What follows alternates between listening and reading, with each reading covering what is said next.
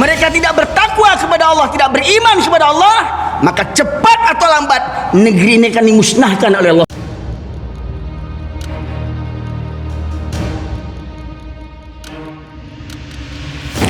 Amma ba'du, masyaallah muslimin, Bapak Ibu sekalian, sidang jamaah Masjid Al-Mi'ad yang dirahmati oleh Allah.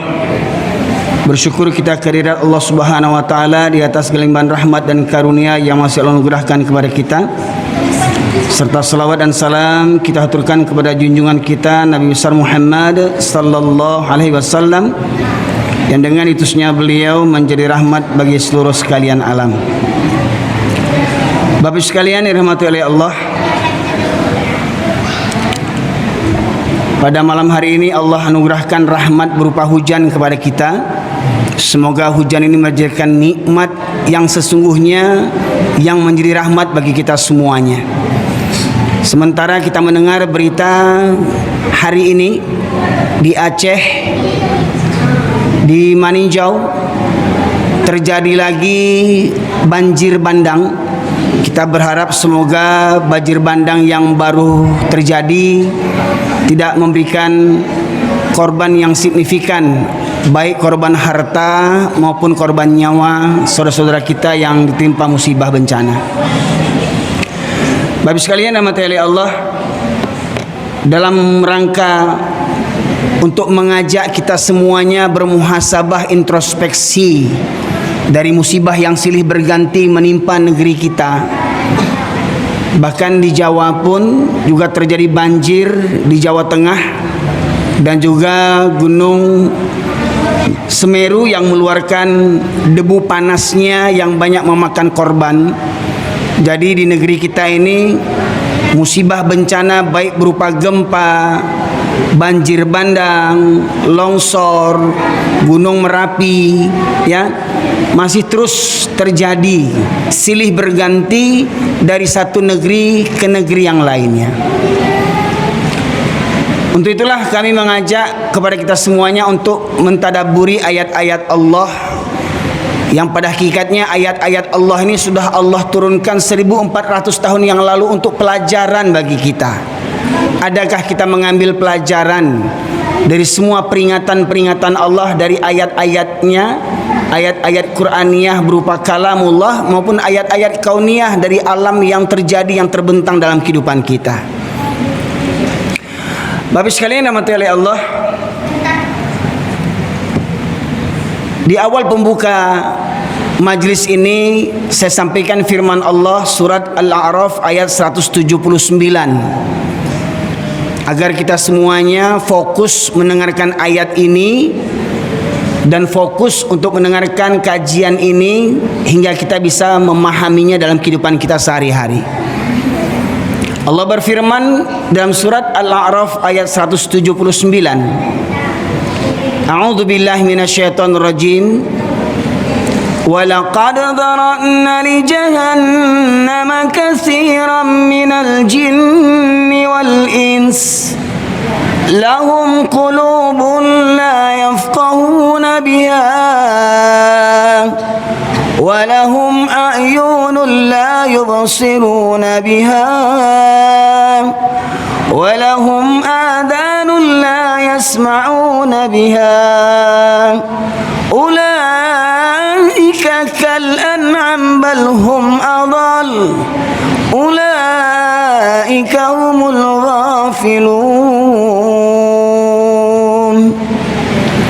Allah berfirman yang artinya, dan sungguh akan kami penuhkan neraka jahanam banyak dari kalangan jin dan manusia, mereka yang memiliki hati tetapi tidak digunakan untuk merenungkan ayat-ayat Allah.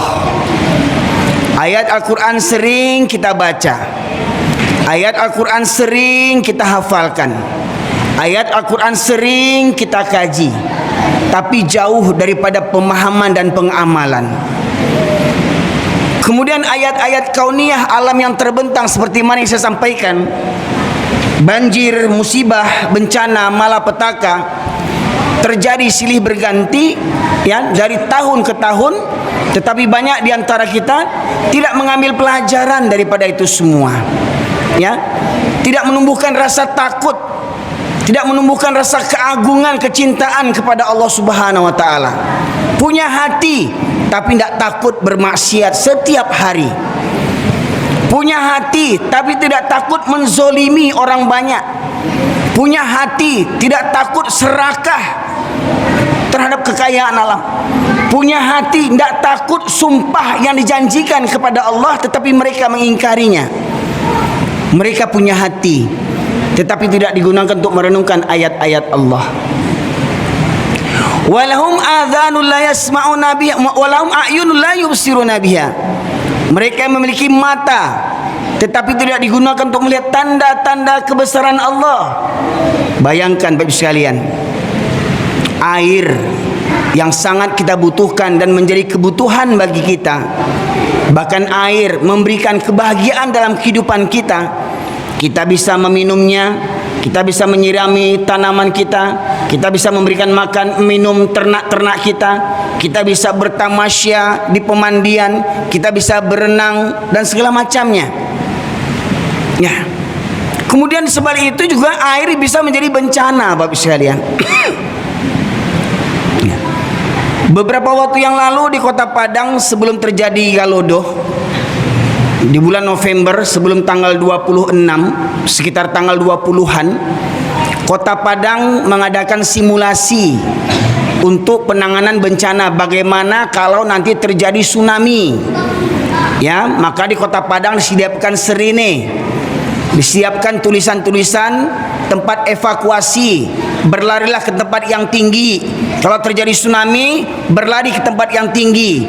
Yang difikirkan orang-orang tepi laut, orang Pariaman, orang Padang, orang pesisir, kalau tsunami terjadi, maka dibuatlah simulasi pelatihan. Kalau tsunami terjadi, bagaimana nanti anak-anak sekolah, kemana larinya, kemana mengungsinya. Ada pelatihannya, hampir satu Kota Padang, ya, menjalani pelatihan simulasi kalau terjadi tsunami. Tapi apa yang terjadi Pak Ibu sekalian? Tsunami tidak terjadi, tetapi air turun dari gunung seperti tsunami.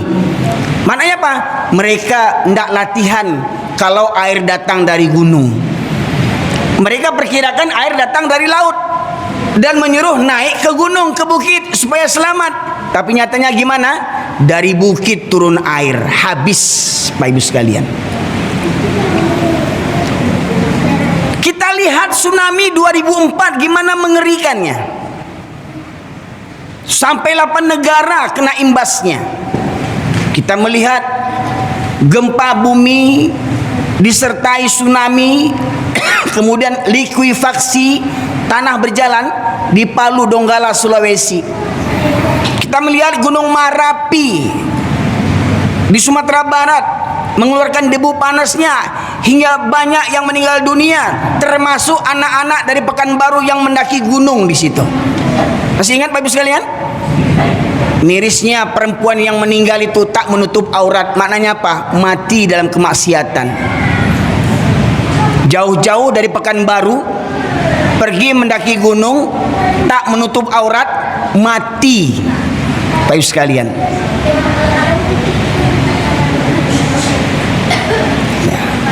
kemudian Galodo setahun yang lalu di Sumatera Barat, saya sampaikan dalam ceramah setahun yang lalu pula, di mana jalan Lembah Anai putus. Kini putus lagi jalan Lembah Anai, bahkan lebih dahsyat di jembatan kembar Padang Panjang yang Bapak Ibu mungkin pernah ke Sumatera Barat. Bayangkan, sedalam itu sungai di bawah, setingginya jembatan, setinggi itu gapura. Selamat datang ke Padang Panjang, lumpur mencapai gerbang itu Pak Ibu sekalian. Bayangkan berapa tingginya itu. Adakah kita mengambil pelajaran daripada itu? Walahum adhanul la yasma'una biha. Mereka punya telinga tetapi tidak digunakan mendengarkan ayat-ayat Allah. Ayat Allah berkumandang, termasuk suruhan azan itu ayat Allah. Allahu Akbar, Allahu Akbar. Allah Maha Besar. Pertanyaannya, berapa banyak penduduk kota ini, penduduk warga ini yang berdekatan dengan Masjid Al-Mi'ad? Berapa banyak yang hadir ke masjid ketika Allah memanggil Allahu Akbar? Siapa yang datang? Dari kita saksikan hari ini, siapa yang datang Pak Ibu sekalian? Kondak yang paling kecil, yang paling tua yang datang hari ini. Mana pemudanya? Berapa orang pemuda yang datang? 1, 2, 3, ya 4, ya mungkin sekitar anak-anak SMP SMA, ya. Mana selebihnya? Dan nyatanya Pak, di mana-mana masjid, pemuda hilang dari masjid. Betul tidak? Makanya jangan Bapak Ibu mau selamat sendiri. Ketika pemuda hilang di masjid, Bapak Ibu kita semua akan diminta pertanggungjawaban oleh Allah Subhanahu wa taala. Kemana para pemuda kita? Apakah kita biarkan para pemuda sibuk di kafe, sibuk kongko-kongko? Tak terpikirkah kita, tak gelisahkah kita memikirkan anak kemenakan kita? Oh, kalau falsafahnya tak tanggung, anak di pangku, kemenakan di bimbing. Ya nyatanya gimana? Bapak sekalian, punya telinga, ada pengajian di masjid, tak banyak yang mau mendengar. Yang mendengar pun kalau ada pengajian rutin di sini, kembali yang gaek-gaek lagi yang tibo. Ya, itu kayak 7 orangnya ya. Ya, talabiah kalau subuh, Pak Ibu, di masjid ini kalau subuh berapa saf Pak jamaahnya Pak? 1 saf. 1 saf. Kalau ada pun 2 saf belakangan 2 orang 3 orang. Oh, Masya Allah. Bonusnya 3 orang, 2 saf yang kedua. Pertanyaannya, mana laki-laki yang lain? Ya kan? Jumat penuh Pak? Separuh. Sampai tiang belakang itu? Ya. Padahal dibuat batingke gua. Harapan kok melimpah orang. Bisa nak kata ya. Sementara di bawahnya nak panuh aja lah kan? Pak Ibu sekalian. Punya telinga, banyak yang tak mau mendengar. Sudah mendengar, tak masuk ke dalam hati. Ya, masuk telinga kanan, keluar, itu masih lumayan Pak. Masuk telinga kanan, keluar telinga kiri masih lumayan. Ada lewatnya ini nggak? Masuk telinga kanan, balik lagi dari kanan. Ya. Orang yang seperti begitu kata Allah, yang punya hati tidak ada takut sama Allah, tidak ada rasa cinta kepada Allah, yang punya mata tidak mengambil pelajaran dari murkanya Allah, yang punya telinga tidak mau mendengar kajian nasihat, ya? Maka apa kata Allah? Ulaika kal an'am, mereka seperti binatang ternak, balhum adal, bahkan lebih sesat, lebih hina daripada binatang lagi Pak. Berkali-kali bencana terjadi, tidak juga berubah lagi negeri ini lagi. Pejabat semakin nampak perampokan, penjarahan kekayaan negeri ini. Dengan apa? Dengan undang-undang palsu, undang-undang kezaliman yang dilegalkan oleh orang-orang yang punya kuasa membuat undang-undang. Mereka yang membuat undang-undang, mereka yang melanggar undang-undang. Banyak hari ini pejabat-pejabat bermental Fir'aun, membuat undang-undang untuk kepentingan pribadi dan kelompoknya. Nyata nak Pak Ibu sekalian? Jangan marah, jangan marah. Kalian yang menyebab musibah ini, bencana. Para pejabat, para penguasa. Kalau rakyat bermaksiat, tak akan memberikan pengaruh banyak. Paling tetangganya yang menjadi korban. Tetapi kalau penguasa yang bermaksiat, maka negeri ini akan dibenam oleh Allah Subhanahu wa taala, Pak Ibu sekalian.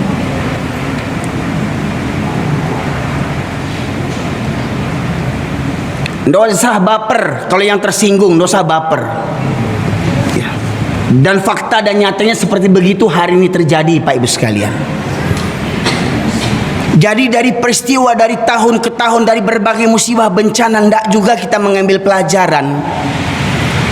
Maka niscaya kita bangsa yang lebih hina daripada binatang lagi, Pak Ibu sekalian. Nah, Bapak sekalian rahmati oleh Allah, saya ungkapkan pula satu ayat selanjutnya yang menyebabkan musibah bencana silih berganti tak berhenti di negeri kita ini, ya. Surat yang sama, surat Al-A'raf ayat 96. A'udzubillahi minasyaitonir rajim. Walau anna ahlal qura amanu wattaqau lafatahna alaihim barakatim minas samai wal ardh walakin kadzabu fa'akhadnahum bima kanu yaksibun. Allah berfirman yang artinya, dan sekiranya penduduk negeri beriman dan bertakwa, pasti kami akan melimpahkan kepada mereka berkah dari langit dan bumi. Nah, jadi Pak, kalau negeri ini ingin diberkahi dari langit dan bumi, berkah dari Allah Subhanahu wa taala, maka syaratnya penduduk negeri harus beriman dan bertakwa. Dan ingat, penduduk negeri itu bukan para ulama saja. Penduduk negeri itu bukan para ustadz saja. Penduduk negeri itu bukan orang tua saja. Penduduk negeri itu bukan rakyat saja. Dari pejabat, penguasa, presiden, menteri, gubernur, polisi, tentara, hakim, jaksa, anggota dewan, semuanya harus bertakwa kepada Allah Subhanahu wa taala. Kalau presiden, pejabat, petinggi-petinggi negara, penegak hukum, mereka tidak bertakwa kepada Allah, tidak beriman kepada Allah, maka cepat atau lambat negeri ini akan dimusnahkan oleh Allah Subhanahu wa taala. Pertanyaannya, lebih parah mana, Pak? Kemaksiatan rakyat dibandingkan kemaksiatan para penguasa. Lebih parah mana nampaknya?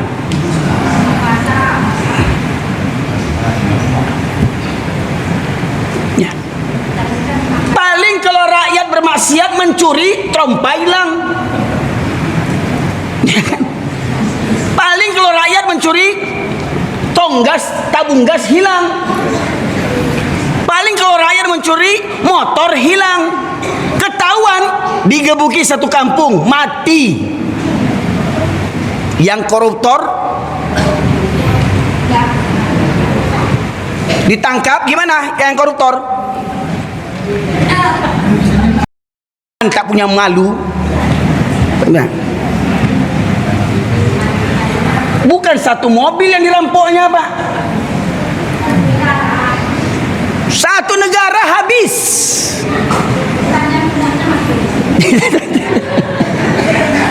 Naik tensi ibu tuh.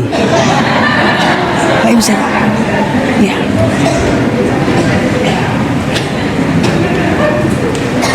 Rakyat kecil mencuri, bukannya kita mendukung rakyat kecil mencuri, tetap salah. Rakyat kecil mencuri, bahkan kemarin ya Allah Rabbi, dulu nenek-nenek ya mengambil kayu yang jatuh atau buah-buah yang jatuh, di penjara, di sidang karena miskinnya. Ya Pak Ibu sekalian, ya, nah ini tidak mengambil pelajaran daripada itu, Pak Ibu sekalian. Dari kepada para pemimpin, para penguasa, pejabat negara, presiden yang terhormat Bapak Presiden Prabowo Subianto dan para menteri yang beragama Islam, saya menghimbau, saya mengajak, mari Pak, kita bertobat kepada Allah bersama-sama. Saya bertobat, Bapak juga bertobat. Ini dosa kita bersama ini. Ketika para ulama diam kepada kezaliman penguasa, ulama diam, banyak ulama menjilat. Hingga akhirnya penguasa gadang kepalanya, makin kerengkang, makin kurang ajarnya, tidak sadar diri. Maka para ulama mari bertobat tanasuha. Ingat, ulama nanti akan dimintai pertanggungjawaban di akhirat. Dua penghancur utama negeri, suatu negeri, Pak. Yang pertama, penguasa yang zolim. Yang kedua, ulama yang diam terhadap kezaliman para penguasa. Ini biang kehancuran sebuah negara, Pak Ibu sekalian. Ketika ulama tak berani menegur pejabat-pejabat ya yang menginjak harkat martabat ayat Al-Quran, yang mereka mengatakan ayat-ayat konstitusi lebih suci, lebih tinggi daripada ayat-ayat suci. Tidak kurang ajar tuh mereka itu. Undang-undang yang mereka buat lebih mulia dibandingkan undang-undang Al-Quran, kata mereka. Bukan yang kurang ajar tuh. Binatang-binatang ternak itu, bahkan mereka lebih hina pada binatang lagi, kata Allah, surat Al-A'raf ayat 179.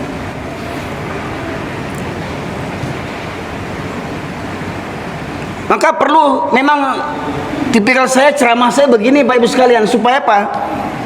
Supaya manusia yang berhati itu sadar lagi sebelum mati sekalian. Hei para sadar lagi sebelum mati sekalian. Cepat atau lambat kalian akan mati sekalian.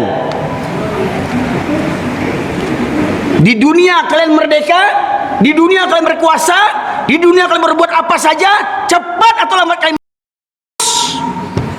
nggak bisa lari dari Allah Subhanahu wa taala. Di dunia kalian bisa merekayasa undang-undang. Di dunia kalian bisa merekayasa peraturan. Tapi ingat, Allah tidak tidur. Allah tidak mengantuk. Allah tidak pernah lengah.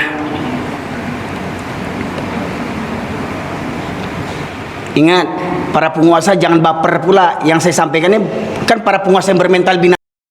Kalau bapak tidak bermental binatang, santai aja lagi pak, nggak usah baper. Ini pada pejabat yang bermental binatang ini, yang saya ingatkan ini, yang tak ada takut kepada Allah Subhanahu wa taala. Ya pak, pak pejabat, santai aja pak. Ya.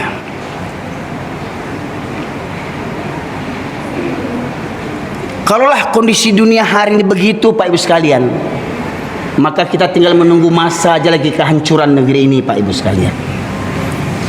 Ya. Mau sampai kapan kita begini terus berulang-ulang, bahkan dari dulu Ebrik GAD pun sudah nyanyi kan? Masih ingat lagunya Pak? Mungkin Tuhan mulai bosan melihat tingkah kita yang selalu salah dan bangga dengan dosa-dosa.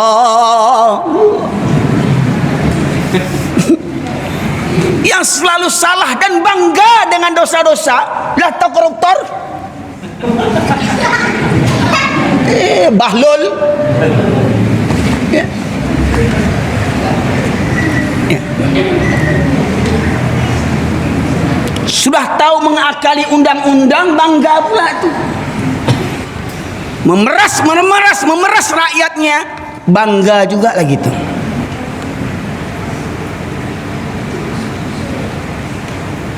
Mohon maaf Ustaz, jangan sindir penguasa. Emang penguasa itu Tuhan, malaikat, nggak boleh sindir? Nggak sadar juga lagi. Ya. Bagi anda yang ingin mengingatkan para penguasa, gimana caranya mengingatkan para penguasa? Datang ke istana. Kira-kira kalau saya datang ke istana disambut nggak saya? Mungkin dikejar sama anjing saya ini, anjing Porbi itu. Ya, coba. Ini sudah marut negeri kita nih Pak Ibu sekalian. Bayangkan, musibah belum reda, banjir lagi, coba bayangkan. Ya. Bertubi-tubi musibah datang melanda. Dan kita terus berulang-ulang penanggulangan bencana. Semestinya dipikirkan bagaimana ya mencegah bencana, bukan menanggulangi. Kan gitu Pak? Mencegah bencana lebih baik daripada menanggulangi bencana. Tik musibah lagi, nangis, pray, berdoa kita, bertaubat kita, tapi besok dosa buat lagi. Itu namanya kan mempermainkan Allah kita ini. Pak Ibu, dalam surat Al-A'raf tadi Allah sebutkan, walau anna ahlal qura amanu wattaqau. Kalau sekiranya penduduk negeri-negeri beriman dan bertakwa, pertanyaannya, sudahkah kita ini beriman dan bertakwa kepada Allah dengan secara yang benar? Dari beberapa malam yang lalu, kajian-kajian saya di beberapa masjid dalam safari dakwah ini, ternyata bahkan orang Islam hari ini, orang Islam hari ini masih banyak memiliki Tuhan yang lain selain Allah Subhanahu wa taala. Saya simpulkan beberapa poin yang telah saya sampaikan di waktu yang lalu. Yang pertama, surat Yasin, surat yang ke-36 ayat 60, Allah menegaskan setan banyak disembah orang Islam hari ini, Pak. Setan, bahkan orang Islam banyak yang menyembah setan. Siapa mereka? Yang sholatnya seminggu sekali, bertuhankan kepada setan itu. Yang sholatnya cuma hari Jumat, setan Tuhannya. Kalau dia bertuhankan kepada Allah, maka dia wajib sholat sehari 5 waktu. Mau sehat, mau sakit, tidak bisa kena air, boleh tayamum. Tidak sanggup berdiri, boleh duduk. Tidak sanggup duduk, boleh berbaring. Ya, berbaring tidak bisa mengangkat tangan, boleh dengan isyarat. Enggak sholat juga lagi. Binatang. Masih ada orang Islam yang sholat seminggu sekali. Masih banyak orang Islam ketika meninggalkan sholat berbangga-bangga dia waktu bila? Waktu barale. Caliak waktu barale. Bara banyak anak daro jomara pula yang sholat tu barale. Sanang-sanang selfie. Nyuka diumban ke neraka, sanang lo tu ndak tu duntuang. Sholat tinggal dek barale. Para lolo gincu suntiang pada sholat leh. Mangamek di pelaminan tinggal sholat. Yo kan ndak sadonyo Ustaz. Yang banyak daripada yang sholat yang indah. Banyak sholat daripada yang indah. Banyak yang indah, jujur aja lah. Keluarga kita coba survei di antara keluarga kita, siapa yang sholat waktu beralek dulu? Coba jujur. Apa ibu yang mempalai anak-anak, bara anak pak ibu waktu beralek? Siapa yang sholat anak pak ibu? Bapak ibu akan dituntut oleh Allah Subhanahu wa taala nanti di akhirat.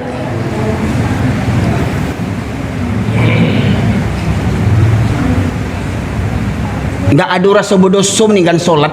Tidak ada rasa berdosa meninggalkan solat. Bahkan bangga. Bapak sekalian, setan, mereka menyembah setan. Bayangkan kata Allah, fawailul lil musallin, orang yang solat, apa kata Allah? Celakalah bagi orang yang alladzina hum an salatihim yang mereka lalai daripada solatnya, kadang solat, kadang tidak. Alladzina hum yura'un, yang mereka solat karena riak. Kenapa hari Jumat banyak laki-laki ke masjid waktu subuh? Kenapa enggak nampak batang hidungnya? Kalau subuh kan ya seketik orang siang mencari lihat. Kalau siang nampak benar piawak je. Paling tidak seminggu sekali cukup lah. Sekedar mesti absen sarai je nya. Beko ko alin jor sadunya beko neraka kosong lo beko siapa isi. Ko alin jor sadunya beko neraka nak doy misi beko je. Nah bila awak mendaftar seorang kan sebentar aja nya. Lama lah ngecek bantu atau hati. Itu terjadi itu Pak. Lai solat kena neraka aja tampaknya mulai.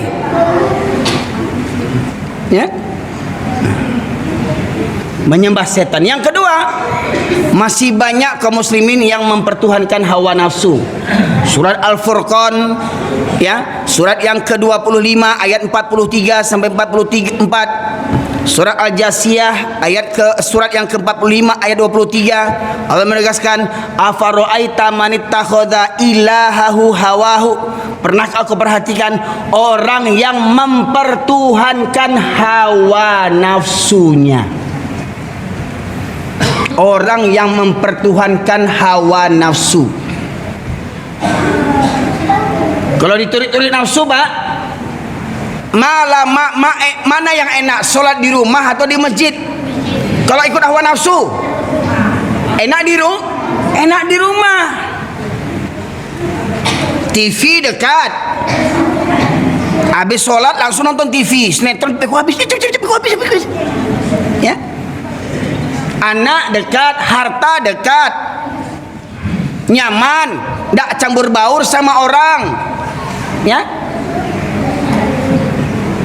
Ikut hawa nafsu.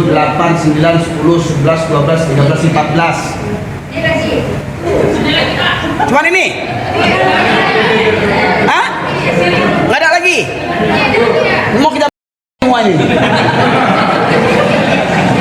Mau tak aja? Hah? Menang aja tuh mau tak gini kok? Ngerti nggak? Keluarkan keimbang saya nanti ya. Ini. Bagi 10.000 seorang. Saya yang perempuan juga. Bagi 10.000 seorang. Ya. Oh, ya, ya nih. Sama ini dengan duit ya. Nanti yang rekor tadi itu 10.000 seorang. Ini duduk. Sini uang tukar. Sini uang tukar. Nah, tukar tuh duitnya langsung.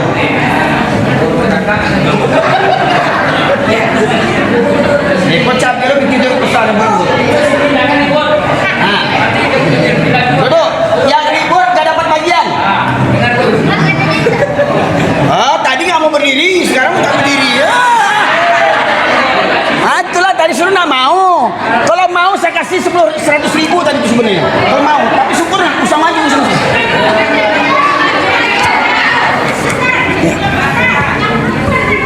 Yang perempuan ada. Masya Allah. Sini. Oh semangat.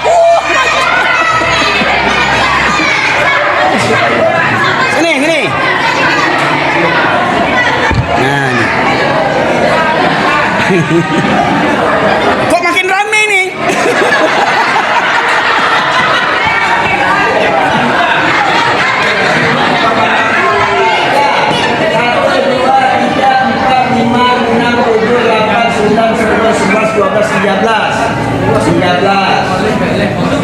Ini cuma satu gimana nih? Hah? Nah, bagi sana tukar sama Selindo. Nanti kita sama Bapak ya. 1.000 orang. Berapa lagi 13?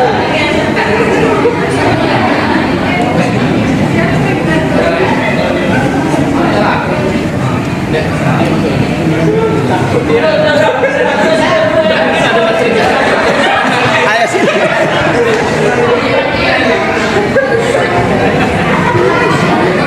Ayo, yuk.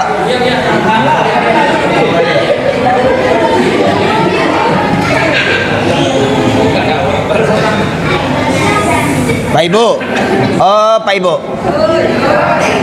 anak kalau salah harus dimarahin, tapi ingat kalau dia baik harus dihargai juga. Seimbang kita antara teguran dan penghargaan. Ya, coba saya harapkan kau dapat mereka subuh ini bangun semuanya. Ya, kemudian lihat di antara sekian anak-anak ini, kalau ibu yang punya anak-anak ini, kalau mereka rajin selama sebulan atau selama seminggu subuh berjamaah, subuh ke masjid, hargai dia. Gimana caranya? Bawa jalan-jalan. Bawa makan apa dia, makan bakso, makan soto lah segala macam. Supaya apa? Supaya semangat mereka. Ya. Dan inilah yang akan menyelamatkan negeri kita. Bapak sekalian, ingat ayat tadi kan bunyinya walau anna ahlal qura amanu wattaqau. Kalau sekedar penduduk negeri. Penduduk negeri itu kan bukan orang-orang gaek jo, Pak. Betul enggak? Pemuda kita hilang hari ini, Pak Ibu sekalian, hilang pemuda kita. Banyak pemuda yang tak peduli dengan masjid. Banyak pemuda yang tak peduli dengan Al-Quran, majelis ilmu, nggak ada yang peduli semua. Nggak di mana masjid. Mohon maaf Pak Ibu. Mohon maaf Pak Ibu. Satu hadis Rasulullah renungan bagi kita bersama. Yushiku ayatiya ala nasi zaman la yabqa minal islam illa ismuh wa la yabqa minal quran illa rasmuh masajiduhum yawma idzin amirah wa hiya khurab minal huda ulama'um syarru min tahti adimis sama minhum tahrujul fitnah wa fihim ta'ud. Hadis riwayat Imam Baihaqi. Rasulullah menegaskan akan datang nanti di tengah-tengah kehidupan manusia di mana Islam hanya tinggal namanya saja. KTP-nya Islam, nggak takut dia koruptor. KTP-nya Islam, tak takut dia merampas kekayaan negeri ini. KTP-nya Islam, nggak takut dia nanti dihadapkan kepada Allah Subhanahu wa Ta'ala. Islam hanya tinggal namanya saja lagi. Al-Quran hanya tinggal tulisan. Al-Quran hanya diperlombakan, di-MTQ-kan, dihafalkan, tapi tak boleh diamalkan secara kafah. Ngan kalamat dia awak jo pakai Quran go. Ngan lama awak pakai. Ngan dak secok selerawa awak suruhkan ayat-ayat ko.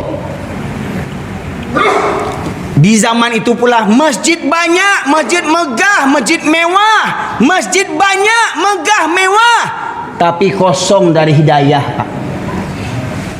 Salah satu contoh masjid yang kosong daripada hidayah, hilangnya pemuda, menunjukkan masjid itu tak memberikan manfaat kepada para pemuda. Jangan salahkan pemuda dulu, mohon maaf Pak, jangan salahkan pemuda. Kenapa pemuda tertarik di luar sana? Karena banyak yang merayunya. Apa yang merayunya? Suasana kafe yang nyaman, suasana kafe yang mereka dihargai. Gimana kalau kita buat masjid kita seperti kafe? Siapa bilang Pak? Pernah lihat di YouTube? Nah nih, hari Senin yang lalu berita duka. Apa yang Bapak Ibu dengar? Berita hari Senin yang lalu. Bapak Ustadz Jazir, Ustadz Jazir Ya, inisiator masjid nol saldonya. Jogokarian, Yogyakarta. Masjid-masjid hari ini bangga. Saldo masjid 15 juta, 20 juta, 100 juta, bangga. Tapi Masjid Jogokarian saldo nol. Kenapa saldonya nol, Pak? Ketika beliau pertama diangkat menjadi pengurus masjid, melapor bendahara, Ustaz, ada jamaah yang mau pinjam uang masjid 40 juta untuk biaya berobat keluarganya. Ketika itu tanya, berapa saldo kita? Saldo kita 43 juta. Dia butuh berapa? Butuh 40 juta. Dia betul-betul jamaah masjid, taat ke masjid, rajin ke masjid. Namun hari ini diuji dengan penyakit dan butuh biaya. Tidak ada yang bisa bantu keluarga-keluarganya. Dia mau minjam uang masjid 40 juta. Apa kata Ustadz Jazir? Jangan pinjamkan uang ini, berikan, Pak, berikan. Kira-kira anda tak pengurus masjid yang bantu atau kalau sakit jamaahnya? Hah? Ada jamaah kacuci darah butuh pitih 50 juta. Kas masjid 100 juta. Ada nak pengurus masjid agiah pitih tu? Kerja jamaah yang lain sanang naik duitnya tu. Tu jamaah sama rusaknya utaknya. Bukannya sanang membantu jamaahnya, cemburu, sanang naik duitnya tu. Bayangkan Pak, Ustadz Jazir yang mengawalinya. Hingga lahirlah masjid-masjid yang lain. Ya, Masjid Kapal Munzalan, infak tiap bulan 5 sampai 9 miliar, Pak. Untuk apa? Kalau ada jamaah yang terlilit hutang, masjid yang melunasinya. Kalau ada jamaah butuh biaya modal usaha, masjid yang memberikan biayanya, modal usahanya. Kalau ada jamaah butuh biaya berobat, masjid yang membayarkannya. Oh, awal bros kemana-mana, masjid yang membiayai. Kalau ada jamaah tidak ada biaya sekolah anaknya, masjid yang membiayai sekolah anaknya dari SD sampai sarjana, masjid. Pertanyaannya, ada tak masjid itu di Sumatera, di Riau ini, Pak Ibu sekalian? Orang Riau kayo-kayo, ateh minyak, bawah minyak. Ada nak masjid yang bantu tu? Masjid kayo, rancak banyak, betul tak? Masjid rancak banyak, masjid mewah banyak. Tapi apa? Tutup 24 jam, tutup. Habis solat tutup. Baik sekalian, ingat, masjid bukan milik pengurus. Masjid bukan milik pewakaf. Masjid milik Allah Subhanahu wa taala. Baiklah Bapak Ibu sekalian, karena waktu Isya sudah masuk. Ya, silakan ikuti kajian saya yang diliput oleh tim-tim media ini, Bapak Ibu sekalian. Saya belum punya channel pribadi. Inilah tim media saya, ya. Mereka sukarela datang tanpa diminta, tanpa dipanggil. Ini macam jelangkung itu ya. Ya. Dipanggil kan, ya. Pulang nggak diantar kan. Ya. Tapi alhamdulillah, ya. Berkat perjuangan mereka ini, dakwah saya viral walaupun banyak pro dan kontra. Itu hal yang biasa Bapak Ibu sekalian. Semoga menjadi renungan bagi kita bersama. Saya ingin mengajak supaya kita kembali bersama-sama bertobat kepada Allah Subhanahu wa taala. Semoga kiranya musibah ini menjadi iktibar pelajaran bagi kita, dan kedepannya kita bisa menjadi lebih baik lagi sebagai hamba Allah yang beriman dan bertakwa. Kuncinya, ingat, seluruh penduduk negeri harus beriman dan bertakwa. Alhamdulillah hari ini jamahnya banyak, bapak-bapak, ibu-ibu yang gaek-gaek. Nah, ke depan kita pikirkan bagaimana yang mudo-mudo untuk bisa meramaikan masjid ini. Demikian saja Bapak Ibu sekalian, semoga bermanfaat. Semoga Bapak Ibu sekalian Allah limpahkan berkah rahmat, umur yang panjang, umur yang berkah, badan yang sehat, ya. Kemudian dilimpahkan keluarga yang sakinah, mawaddah, warahmah, dan dosa-dosa kita di masa yang lalu diampuni oleh Allah, dan Allah hindarkan kita dari dosa di masa yang akan datang. Semoga Bapak Ibu kita semuanya mati menghadap Allah dalam keadaan husnul khatimah. Semoga kiranya Masjid Al-Mi'at ini bisa memberikan manfaat untuk umat, agar umat ini bersemangat beribadah kepada Allah Subhanahu wa taala. Dan kita doakan anak-anak kita ini semoga mereka kelak menjadi pemimpin-pemimpin yang beriman dan bertakwa, pemimpin yang soleh, yang solehah, untuk menjaga negeri kita ini daripada murka Allah Subhanahu wa taala. Demikian saja. Terima kasih atas segala perhatian. Mohon maaf atas segala kekurangan. Subhanakallahumma bihamdika asyhadu an la ilaha illa anta astaghfiruka wa atubu ilaik. Alhamdulillahirabbil alamin. Assalamualaikum warahmatullahi wabarakatuh.